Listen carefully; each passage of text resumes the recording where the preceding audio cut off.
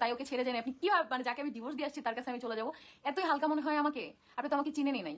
আমি বারবার বলছি ওদিন ফোনে যে আপনি আসেন, হ্যাঁ আয়াতের সাথে আমি যখন কথা বলতেছিলাম, ওর হচ্ছে স্টেপ মম পাশ থেকে কথা বলতেছিল, তো বলছে আপনি আয়াতকে নিয়ে আসেন, আয়াতের বাবার সাথে আমি দেখা করতে চাই না। সে কেন আসলো না? কেন আয়াতের বাবাকে পাঠালো? বা আয়াতের যে চাচু ছিল সাথে রুবেলকে আমি বলছি যে তুই নিয়ে তুই একা আয়, ঠিক আছে? তো রুবেল একা আসলেও আমার সাথে দেখা হয়তো। আমার মেইন উদ্দেশ্য আমার ছেলের সাথে দেখা করা। এখন আমার ছেলের সাথে আপনার হাজবেন্ড আসছে কেন? আপনি কেন অ্যালাউ করছেন?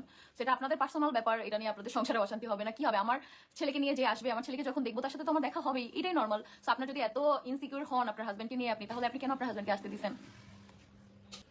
তার জায়গায় সে ঠিক, কারণ কষ্ট লাগবে, বিবাহিত জীবন যতই হোক না কেন। আপু এত কষ্ট লাগলে যে আমি খেয়ে আসতে দিছে কেন? আর সবচেয়ে বড় কথা হচ্ছে এত কষ্ট লাগলে একজন মেরিড পার্সনকে কেন বিয়ে করছে, যার ডিভোর্স হয়েছে, তার তো একটা আনমেরিড ছেলেকে বিয়ে করা উচিত ছিল। কারণ আমার ছেলে আছে, আমিও তো আমার হাজবেন্ডকে বাসায় রেখে গেছি, আমার হাজবেন্ড তো ভুলে এই তুমি এদিকে আসো তো, সে কল্পনাও করে নাই, কল্পনায় কোনোদিন ভাববেও না যে আমি আমার এক্স হাজবেন্ডের সাথে কথা বলবো, এটাও সে ভাববে না। এতটুকু বিশ্বাস বা এতটুকু আমি মনে করি আমাকে যারা 4 বছর ধরে দেখতেছে অনলাইনে, তোমাদেরও এতটুকু বিশ্বাস আমার প্রতি আছে। কারণ আজ পর্যন্ত ওইভাবে কথা বলা বা প্রেম করা তো দূরের কথা, আমি কখনো কন্টেন্টের জন্য কোনো ছেলের সাথে ভিডিও বানাইনি। তোমরা বলতে পারবা না, খুঁজেও পাবা না যে তিশা আপু আহাদ ভাইয়ের সাথে বিয়ের পরে তুমি অন্য ছেলের সাথে ভিডিও বানাইছো। কত কন্টেন্টের জন্য কত মানুষ কতজনের সাথে ভিডিও বানায়, কাপেল হয়ে ভিডিও বানায়, অথবা হচ্ছে আমি মিউজিক ভিডিওর অফার পাইছি, বাট সেখানে অন্য একজন আমার পার্টনার থাকবে, যার জন্য আমি করি নাই।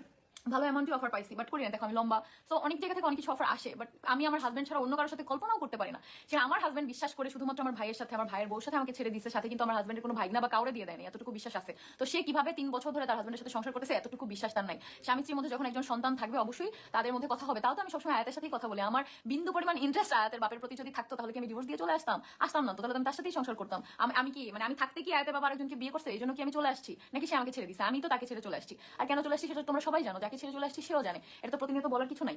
তো সেটা নিয়ে যদি সে ফিল করে এখনো, তাহলে বলবো যে হ্যাঁ তার কষ্ট লাগতে পারে, তো তার সাথে আসা উচিত ছিল। আমি বারবার তাকে বলে দিছি, তার একটা বেবি আছে ছোট, যে ওকে নিয়ে আপনি আসেন, কারণ আমার সব ছোট বাচ্চাকে আমার ভালো লাগে, যে আপনার বাবুকে নিয়ে আপনি আসেন, আমরা একসাথে কথা বলি, আপনার সাথে আমি কথা বলবো, বাবুও দেখবে, সমস্যা কি? আপনার বেবিকে একটু আদর করলাম, বাট সে আসে নাই, কেন আসে না আমি তো সেটা বলতে পারবো না। তো এখন না আয়সা যদি আমার উপরে দোষটা পায় আমি কি করবো? ভাই তার হাজবেন্ড নিয়ে আমি ভাইয়ে গেছি, আমি ম্যারিড, আমার বেবি আছে, আমার সংসার আছে, এত ইনসিকিউর ফিল করলে তো হবে না আপু।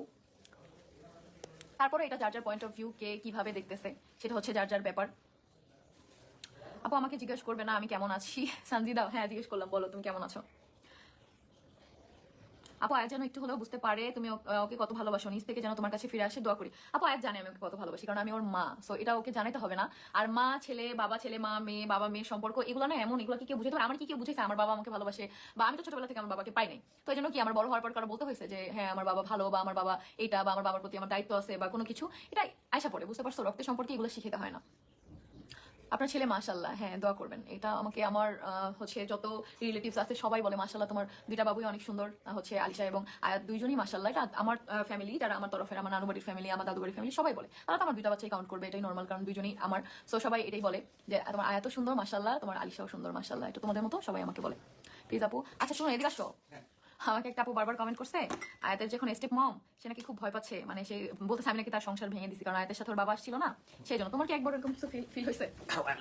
এখানে আসো, মাইক্রোফোন নাই। শোনো, আমার কথা আমি ক্লিয়ার করি। দুনিয়াতে আমি মানে যা মনে চাই তা কিছু করি না কেন, আমার বউ আমার ছেড়ে কোনো সময় যাবে না, এটার ব্যাপারে আমি খুবই খুবই প্রাউডলি বলতে পারি এই কথা, ঠিক আছে?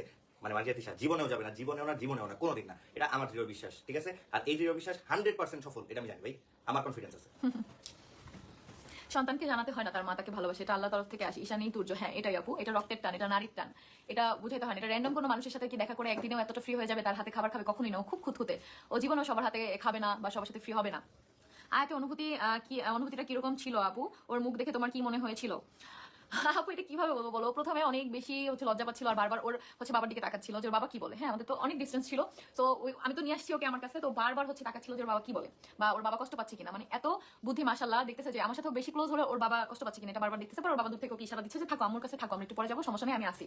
তো ফার্স্ট একটু ওর আমার সাথে ফ্রি হইতে টাইম লাগছে, এটা স্বাভাবিক। এত বছর 4 বছর পরে দেখা হয়েছে, তখন অনেক ছোট ছিল। তো 4 বছর পরে দেখা হওয়ার পরে ওকে আমি আদর করছি, আমি তোর মা, সো আমার সাথে কমফোর্ট হইতে তোর টাইম লাগে না, আমি তোকে ওই কমফোর্ট জোনটা দিয়ে ফেলছি। তো ও তো আলটিমেটলি এখন বুঝতে পারছে মায়ের যত্ন কি, আমি ওকে নিজে হাতে খাওয়াই দিছি, এত এত আদর করছি, গল্প করছি, অতটুকু সময়ের মধ্যে যা যা করা যায় সবকিছুই করছি, সবকিছুই। আমার গুড নাইট হয়ে গেছে, হ্যাঁ? আপু আয়তা আম্মু বলতেছে আকি হাদের সাথে কথা বলছে, তুমি রেগে লাইক করছো আর তুমি ডিভোর্স দেওয়া হাজবেন্ডের সাথে ঘুরছো খাইছো এসব সবখানে গিয়ে লিখতেছে। আপু লিখতে দাও ওনাকে, বুঝছো? হাজবেন্ডকে কখনো এইভাবে জোর করে ধরে রাখা যায় না। উনি এগুলো করলে উনি আর ওনার হাজবেন্ডকে হারাবে। কখনোই ওনার হাজবেন্ডকে আমি নিয়ে যাবো না, বাট ওনার হাজবেন্ডকে তো আমি চিনি, ওনার থেকে ভালো চিনি, কারণ আমি 8 বছর সংসার করছি। সে যে পরিমাণ ঘাটতারা, ওরকম পর্দিকার মুখ ঘুরে তাকাবে না যদি এরকম করতে থাকে, মন থেকে উঠে যাবে। কারণ যে যেটা করে নাই সেটা কখনোই বলতে হয় না, কখনোই তাকে সে অপবাদ দিতে হয় না। আর আখির সাথে উনি কিভাবে মিলাইতেছে? আখির সাথে আমি এক বাসায় থাকছি, একসাথে থাকছি, আখি আমার সতীন। উনি কি মনে করছেন কি আমার সাথে একসাথে সংসার করছে? ভাই কোন দিক দিয়ে কিসের সাথে কি মিলায় এটা বলো তো? ওনার সাথে কি একসাথে আমি এক বাসায় থাকছি না? কি করছে? আর আখির সাথে আহাদ কথা বলছি কি এই জন্য কি আমি রাগ করছি?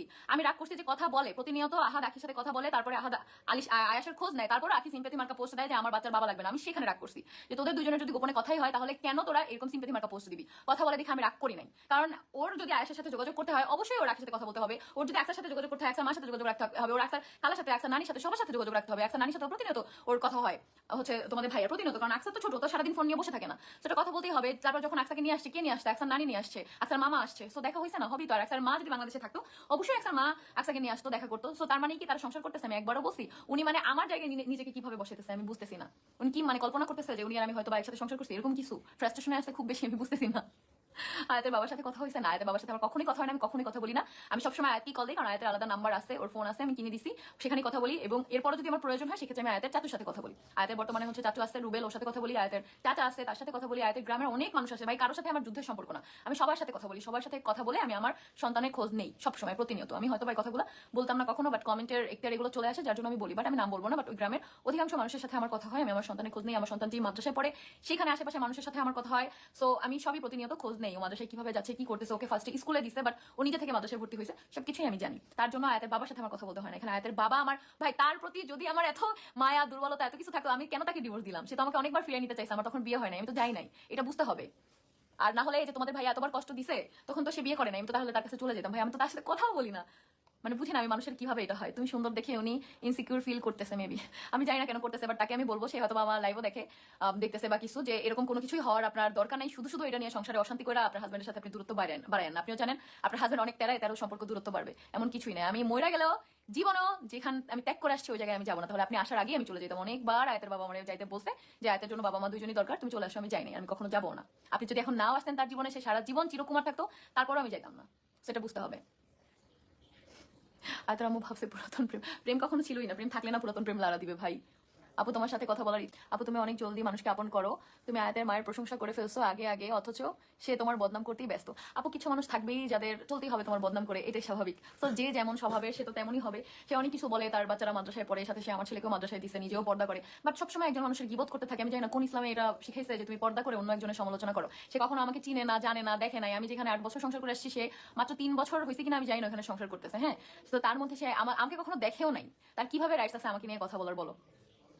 আমি যদি বলা শুরু করি তাহলে শেষ হবে না, বাট আমি কথা বলতে চাই না, কারণ আমার ছেলেটা ওইখানে, তোমাদের সবার এটা বুঝতে হবে।